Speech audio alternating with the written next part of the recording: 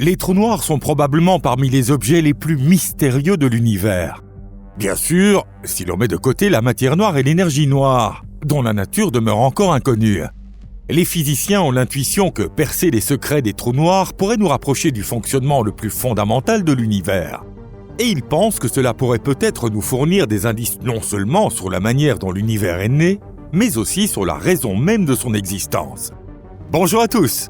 Évidemment, il est impossible d'observer directement l'intérieur d'un trou noir. Mais les scientifiques ont trouvé une autre approche. Ils créent en laboratoire des systèmes physiques capables de reproduire expérimentalement certains effets spécifiques liés à l'horizon des événements et aux phénomènes quantiques, ce qu'on appelle des analogues de trous noirs. Parallèlement, les simulations numériques progressent elles aussi.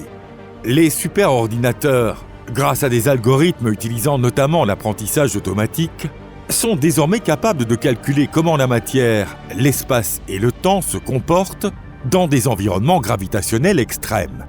L'un des chercheurs impliqués dans ce type d'études est l'astrophysicien de la NASA, Jeremy Schnittmann.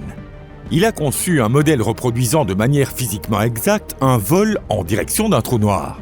Et ce qu'il a découvert, disons-le franchement, était totalement inattendu. Bienvenue sur Perduchan. Et aujourd'hui, bien sûr, nous allons vous en parler. Alors, c'est parti!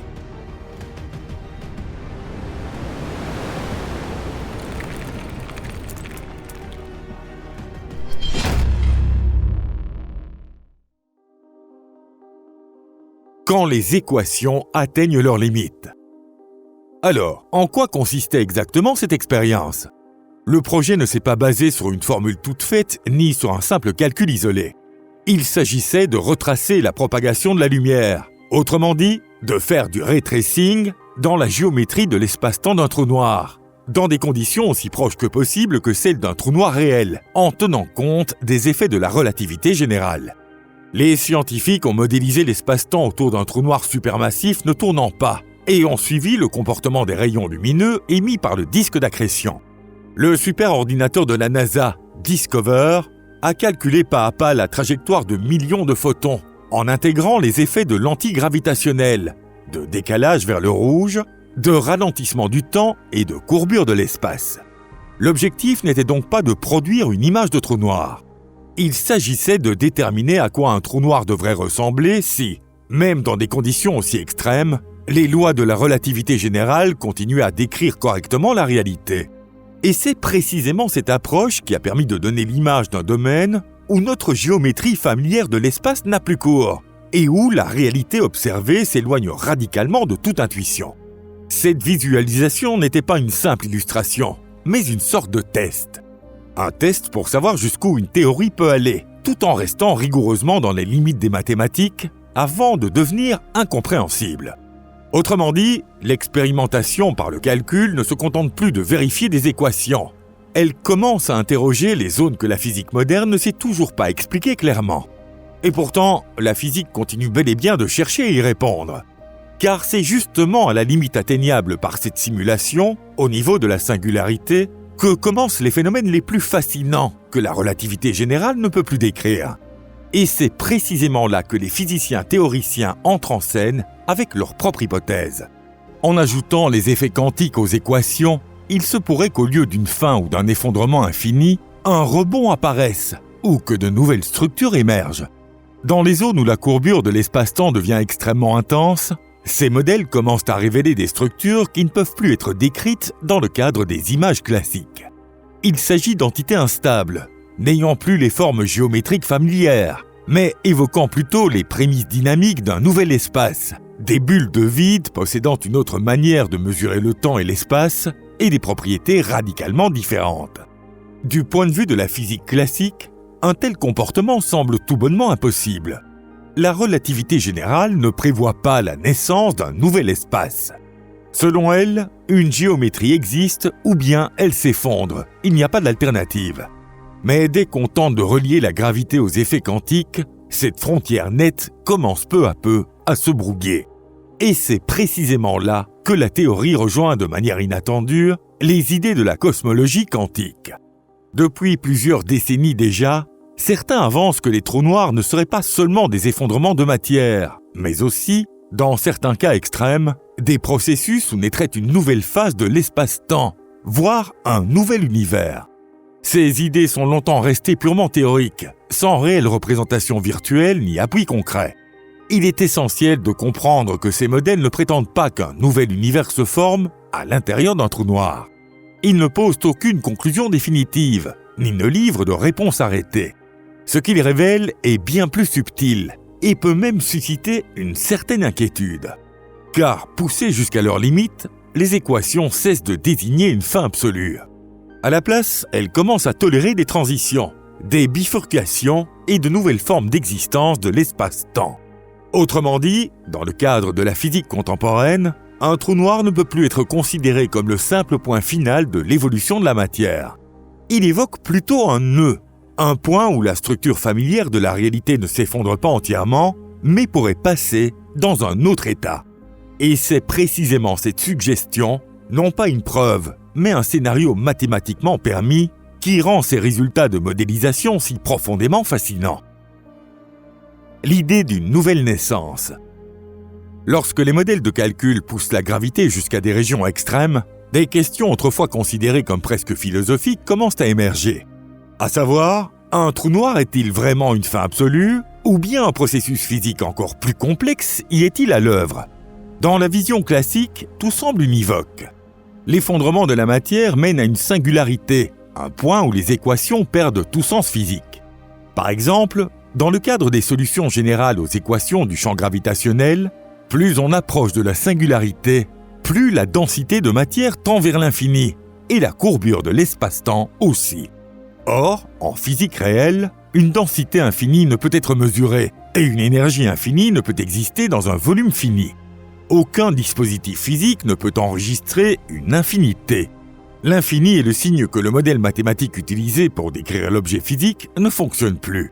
C'est pourquoi, dans le cadre de la physique théorique moderne, une singularité ne peut être décrite comme un objet physique réel. C'est un peu comme chercher la racine carrée d'un nombre négatif dans le monde des réels. Dans l'univers des réels, on est bloqué. Mais si l'on passe au nombre complexe, un tout nouveau domaine s'ouvre. Ici aussi, si l'on prend en compte les effets quantiques, la situation change.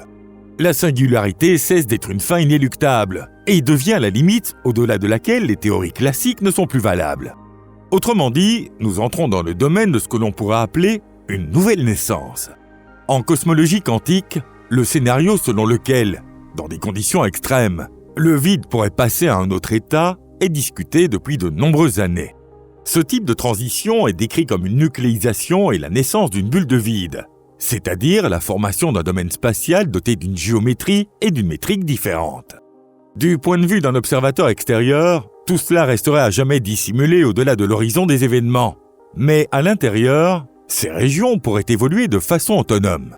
Certaines hypothèses en tirent des conclusions extrêmement audacieuses. Elles avancent que les trous noirs pourraient être liés non seulement à l'effondrement de la matière, mais aussi à la formation de nouveaux domaines cosmologiques, voire, dans les cas extrêmes, à la naissance de nouveaux univers. Il ne s'agirait cependant pas d'une porte, au sens familier que nous connaissons. Depuis l'extérieur, il est impossible d'observer ce processus qui est aussi considéré comme causalement isolé. Il existe toutefois un autre scénario. Au lieu de voir naître un nouvel univers à l'intérieur du trou noir, un rebond quantique pourrait avoir lieu. Dans ce cas, l'effondrement ne s'achèverait pas par une singularité, mais marquerait une transition vers une autre forme d'évolution de l'espace-temps. Dans ces modèles, le trou noir cesse d'être une destination finale et devient une étape au sein d'un processus plus long. Il est important de souligner qu'aucun de ces scénarios n'a encore été démontré. Nous ne pouvons pas observer ce qui se passe au-delà de l'horizon des événements, ni vérifier expérimentalement ce genre de transition. Pourtant, ce qui compte, d'un point de vue fondamental, est ailleurs. Nos meilleures théories n'interdisent pas l'existence de tels processus. Lorsqu'on pousse les équations jusqu'à leurs limites, elles ne décrivent pas seulement une fin classique et définitive, mais autorisent un éventail bien plus large de possibilités. C'est pourquoi l'idée d'une nouvelle naissance n'est plus perçue comme une pure spéculation, mais comme une hypothèse théorique digne d'intérêt. Le trou noir n'est alors plus vu comme un point où la physique s'effondre, mais comme une région où la structure familière de notre réalité pourrait basculer vers un autre état, invisible à nos yeux, mais physiquement admissible. La question de l'origine de toute chose. En fin de compte, le sujet des trous noirs dépasse largement le cadre de l'astrophysique. Il ne s'agit plus simplement d'objets rares et étranges nichés au fin fond de l'univers, mais bien d'une remise en question des fondements mêmes de notre compréhension du réel. Les trous noirs montrent que des catégories comme l'espace, le temps ou la causalité, que nous tenons pour acquises, ne sont en réalité pas absolues. Dans ces conditions extrêmes, ces concepts perdent leur universalité et cèdent leur place à des structures plus profondes des lois de la nature. Là où la physique classique voit une fin, les théories modernes entrevoient au contraire la possibilité d'une transition. Si ne serait-ce qu'une partie des hypothèses sur une nouvelle naissance s'avère exacte, alors l'univers cesse d'être un événement unique. Il pourrait faire partie d'un processus bien plus vaste, dans lequel les trous noirs joueraient le rôle de nœuds d'évolution, non pas des ruptures de la réalité physique, mais des lieux de transition vers un autre état, dissimulé à notre observation. Nous ne savons pas encore ce qui se passe concrètement au-delà de l'horizon des événements. Mais nous savons déjà que les trous noirs ne rentrent pas dans les schémas simples naissance, existence, fin. Ils nous obligent à repenser la question même de l'origine. Peut-être que notre univers n'est qu'un maillon dans une chaîne de processus cosmiques infiniment plus profonds et complexes. C'est pourquoi l'étude des trous noirs reste l'un des domaines les plus cruciaux de la science contemporaine. Les trous noirs ne nous donnent pas de réponse toute faite, mais ils nous montrent où les explications traditionnelles s'essoufflent et où peut commencer la quête d'une nouvelle vision du cosmos, dans laquelle l'origine et le destin de l'univers font partie d'un même phénomène physique. Et peut-être, juste peut-être, que le secret du maintien de la réalité elle-même s'y cache. Un secret situé quelque part dans le tissu du temps et de l'espace, là où, malheureusement, notre compréhension actuelle ne peut encore pénétrer. Si vous avez aimé cette vidéo, pensez à cliquer sur j'aime et à la partager avec vos amis. Merci de nous avoir regardés. À très bientôt. Au revoir.